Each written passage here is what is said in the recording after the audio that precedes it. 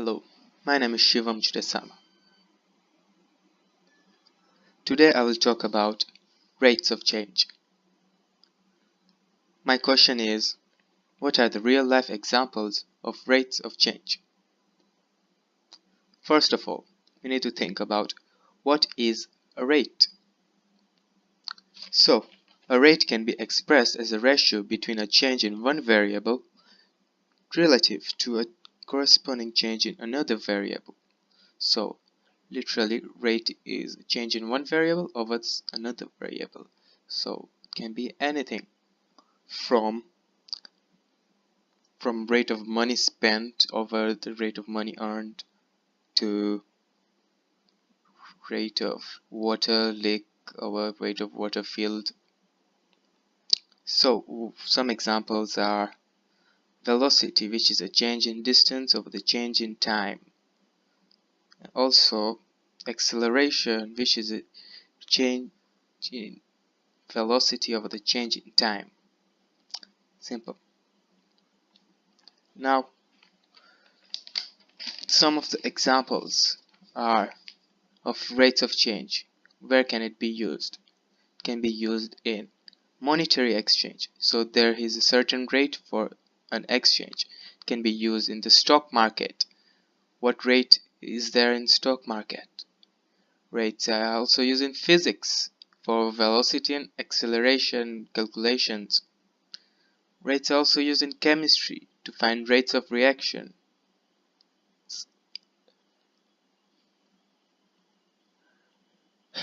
There can be a number of ways you can express rates. Rates can be expressed in words simply by writing it down. For example, a rate of intensity of light over the power consumed.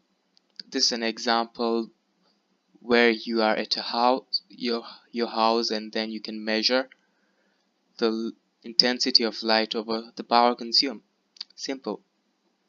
Another example is rate of fish produced over time. If you are a fisherman, rate of change of goods sold over the goods returned. If you are a businessman, you can find that rate. Rates can also be expressed numerically, simply by writing down the numbers of the rate and their units. So, for example, 10 meter per second, it's a rate. 20 meter per second square, it's a rate for acceleration. 9.2 moles per gram, it's a rate. 8.5 grams per centimeter cube, it's a rate. Rates can also be expressed graphically. Let's see. So, a graph has two planes, x-axis and the y-axis. So, a line in a graph can be calculated to find its slope, which is the rate of change of the graph. So, there is a change in y or the change in x is the rate. An example, let's see. You have a plane flying towards the air, upwards. Let's represent this action with this graph.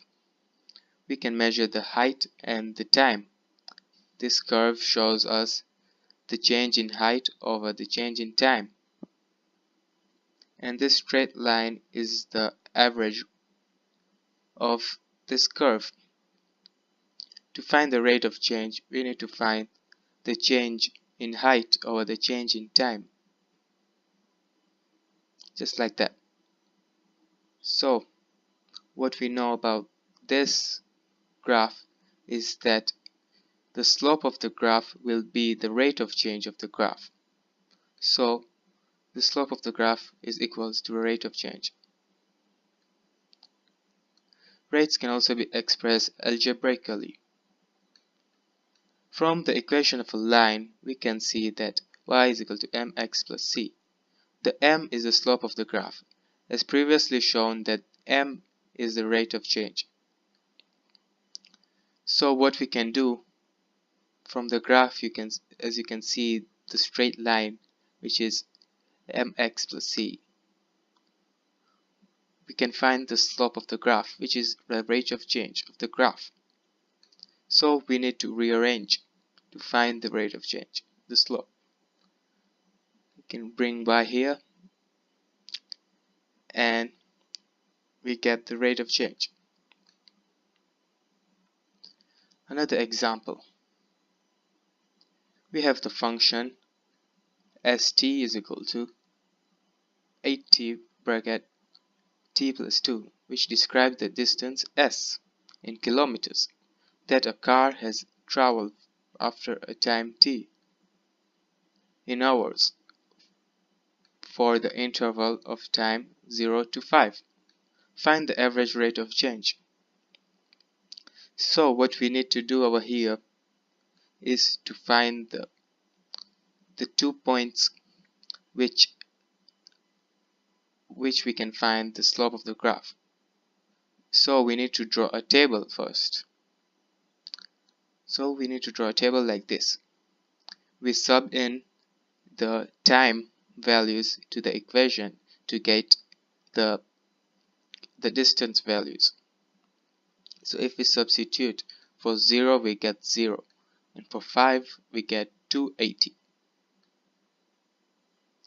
Then what we can do is use the formula change in y over change in x, which is equal to 280 minus 0 and 5 minus 0, which is equal to 56 km per hour.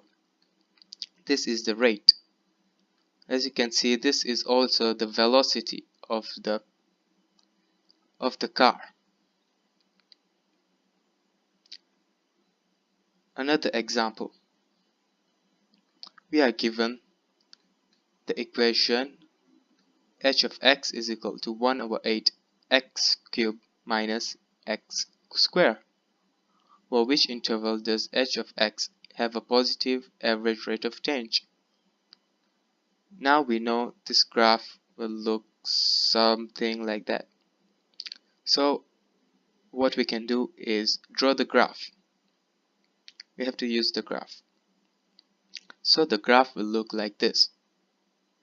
Now we can depict where the rates of change are positive and where the rates of change are negative.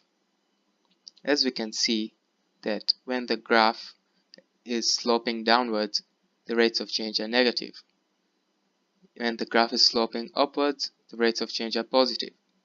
So we need to find the intervals.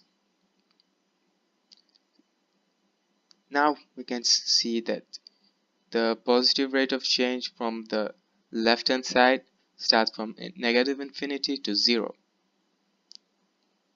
And the other rate of change, positive rate of change, starts from 5.33 to infinity.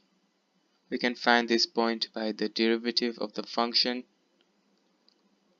equals to 0 to find the critical point, which will be 5.33 and 0. This is how we solve the problem. Thank you.